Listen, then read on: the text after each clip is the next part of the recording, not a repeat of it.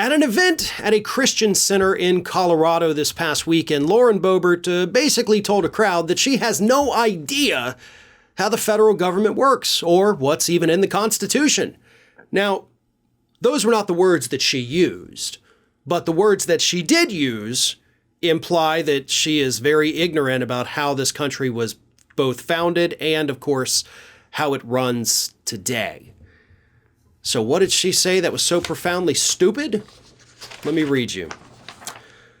The reason we had so many overreaching regulations in our nation is because the church complied. The church is supposed to direct the government. The government is not meant to direct the church. That is not how our founding fathers intended it. And I'm tired of this separation of church and state junk. That's not in the Constitution. It was in a stinking letter, and it means nothing like what they say it does. She is, of course, referring to a letter from one of the founding fathers, Thomas Jefferson, written in, I believe, 1802, to the Baptist Convention, where he mentions, of course, separation of church and state.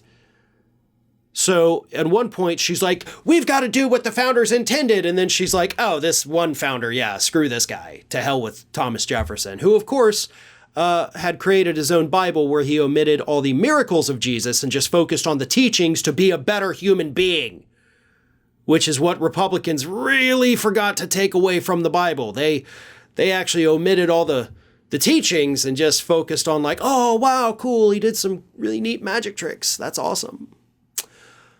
The church is meant to direct the government. No.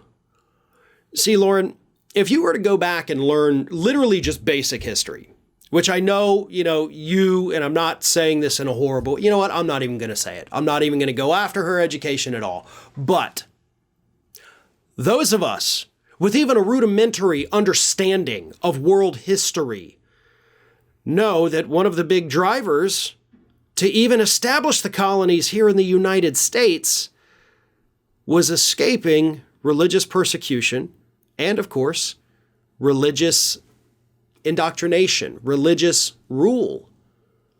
Again, one of many reasons, of course, but that was a big factor. And so when it came time to write our own Constitution and the Bill of Rights, that was weighing heavily on everybody's minds. Of course, they weren't the original people coming over here, but they understood. They remembered.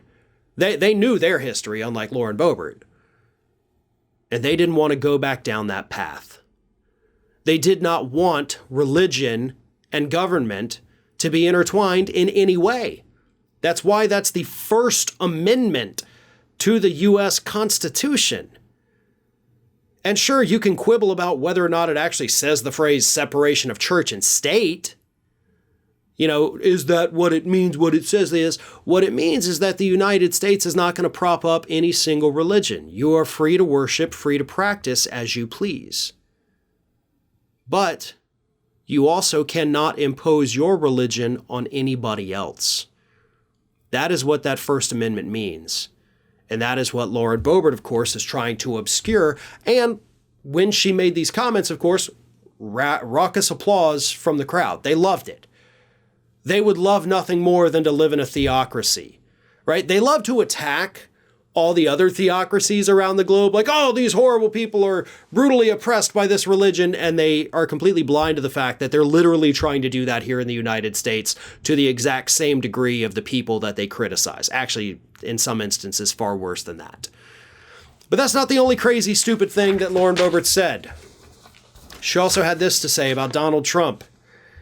And because God called a man who was not a politician to run for office, and I believe that he was anointed for that position, he answered that call despite what other people were saying, despite all the negatives that they were listening and saying how unqualified he was. He said, I think I can do something good for this nation, and 3 Supreme Court justices were installed.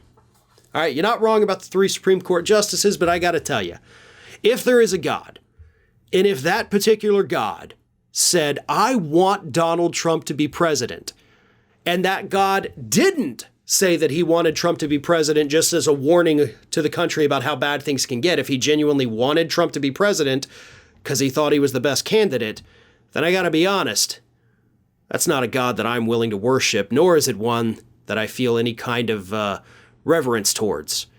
That sounds like a horrible God.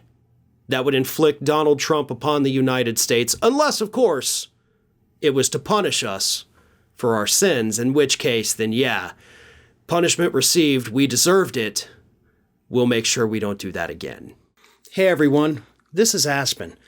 And did you know that for the low cost of $0 per day, you can subscribe to the Fair and Balanced YouTube channel?